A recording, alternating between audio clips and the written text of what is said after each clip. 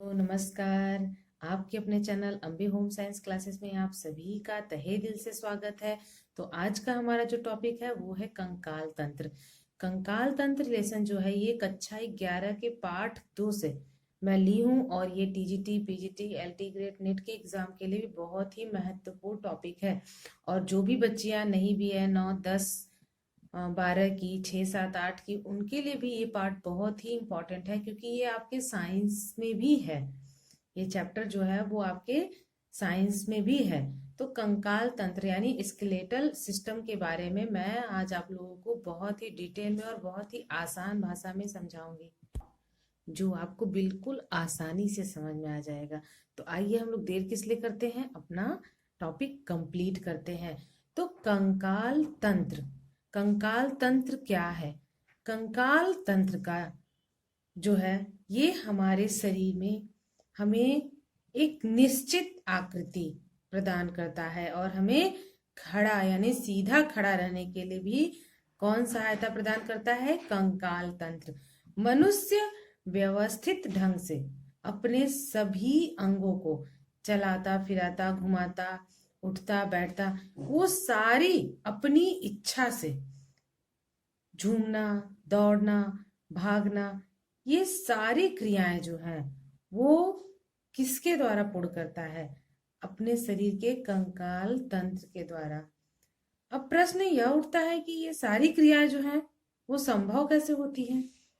यानी कि शरीर की जो संपूर्ण रचना का विश्लेषण करने का ज्ञान होता है कि हमारे शरीर में त्वचा एवं मांसपेशियों के नीचे एक प्रकार की कठोर रचना पाई जाती है। इस कठोर रचना को टटोलकर या दबाकर अनुभव किया जा सकता है।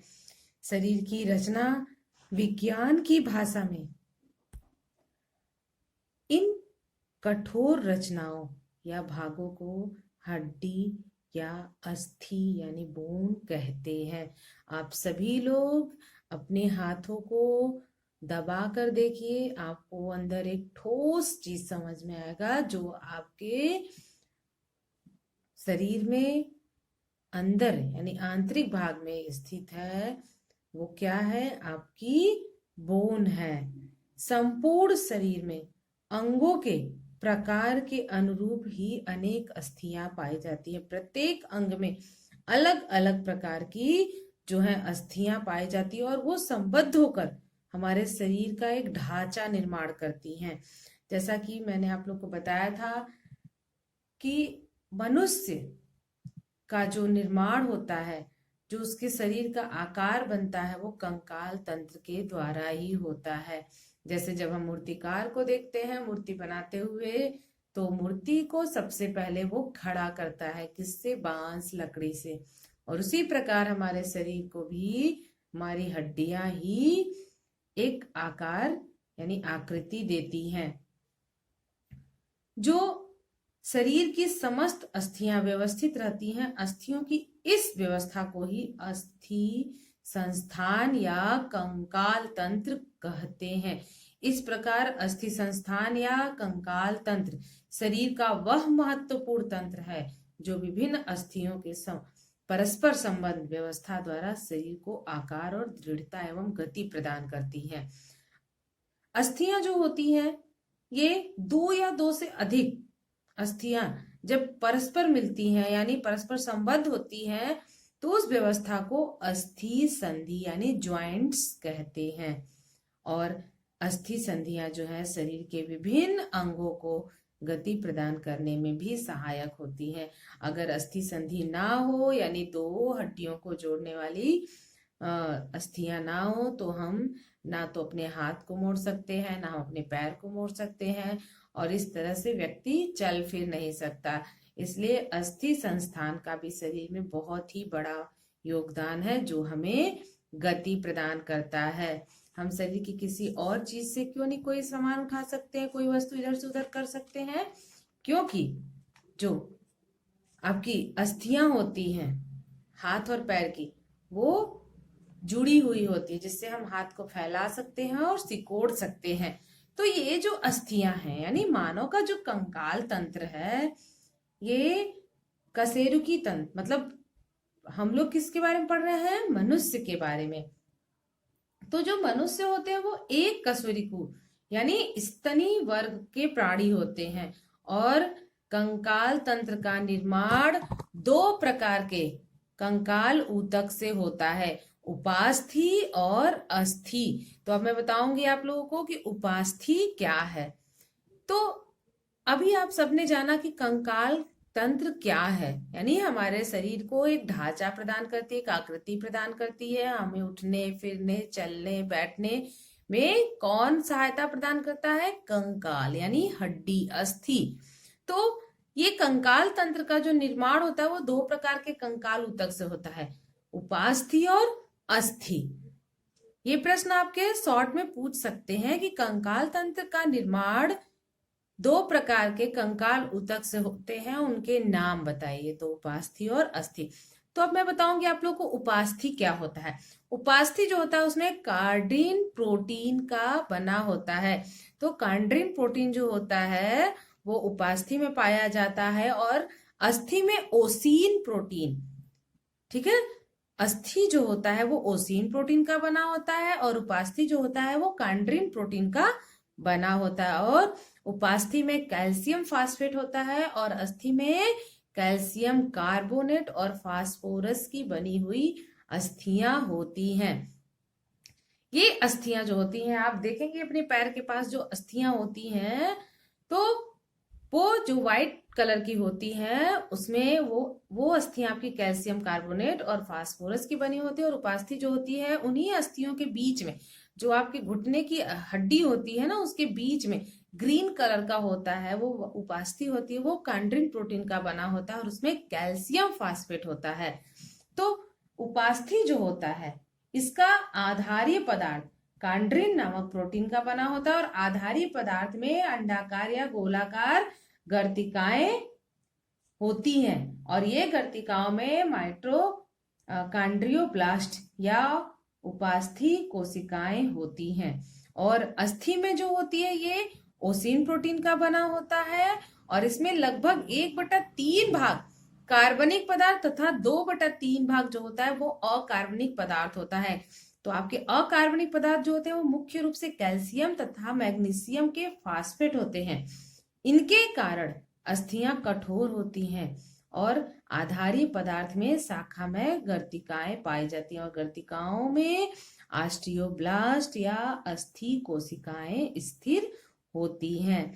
इसके बाद अब आता है हमारा कंकाल तंत्र के प्रकार। आप लोग को समझ में आया अस्थि तंत्र क्या है? अस्थि तंत्र के निर्माण यानी कंकाल तंत्र के निर्माण में दो कंकाल ऊतक होते हैं, उपास्थि और अस्थि। उसके बारे में भी मैंने आप लोग को बताया। तो अब हम जानेंगे कंकाल तंत्र के प्रकार। तो मानव का जो कंकाल तंत्र होता है, उस शरीर का जो निर्माण होता है, उसके शरीर की जो आकृति प्रदान करता है, वो कंकाल तंत्र जो होता है दो प्रकार का होता है। पहला है आपका बाह्य कंकाल और दूसरा जो है अंतः कंकाल। नाम से ही समझ में आ रहा है, बाह्य कंकाल यानी बाहर का कंकाल और अंतः कंकाल मतलब जो शरीर के अंदर होता है। तो बाह्य कंकाल के बारे में आप लोग को बता देती हूँ। सभी प्राणियों में बाह्य कंकाल जो होता है वो विभिन्न प्रकार की रचनाओं के रूप में पाया जाता है और मानव के बाह्य कंकाल के अंतर्गत बाल, नाखून, दांत का इनेमल आदि आता है। ये क्या है? आपका बाह्य कंकाल है, यानी जो हमारा नाखून होता है वो भी एक अस्थि ही है, यानी कंकाल तंत्र ही है। और आपके जो बाल है और दांत के ऊपर जो सफेद सफेद होता है ना इनेमल, वो भी क्या है? वो बाह्य कंकाल है। मानव में यह विकसित नहीं होता। अन्य प्राणियों जैसे पक्षियों का पूरा शरीर परों से ढका होता है, यह इसका बाह्य कंकाल बताता है। जैसे बाह्य कंकाल में आप देख लीजिए कछुआ, कछुआ के जो ऊपर उसकी जो खोपड़ी होती है, वो ऊपर का जो होता है कछुआ का, वो उसका बाह्य कंकाल होता है। तो वो तो अपने आप को बहुत ही सुरक्षित कर लेता है क्योंकि उसको पता है, जैसे वो अपनी मुंडी को बाहर निकाल के देखता है अपने सर को बाहर निकाल के देखता है, कोई भी दुश्मन आता है वो झटाक से अपना अपना पूंछ, अपना सर, अपना पैर पूरा अंदर कर लेता है। उसके बाद आप उसको कितना भी पीटो, पटको, गिराओ, कुछ भी करो, कोई भी असर उसको नहीं होता है। तो ऐसे वो क्या करता है, अपने शरीर की सुरक्षा करता है। कौड़ी, कौड़ी जो होता है वो भी बाह्य कंकाल उसके ऊपर होता है। इसके बाद है आपके सीप। आप देखिए हो, जो आप चले जाओ गंगा जी या नदी के किनारे रहते हैं ना सीप, वो भी उसके बाह्य कंकाल होते हैं। और उसके अंदर होते घोंगा, घोंगा का भी ऊपरी परत जो होता है वो उसका बाह्य कंकाल होता है।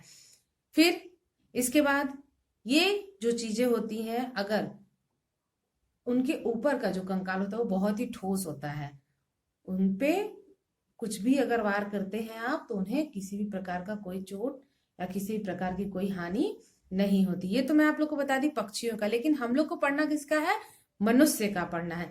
तो मनुष्य का जो बाह्य कंकाल होता है वो बाल, नाखून और दांत का इनेमल होता है। इसे आप बिल्कुल नोट डाउन कर लीजिए और याद कर लीजिए।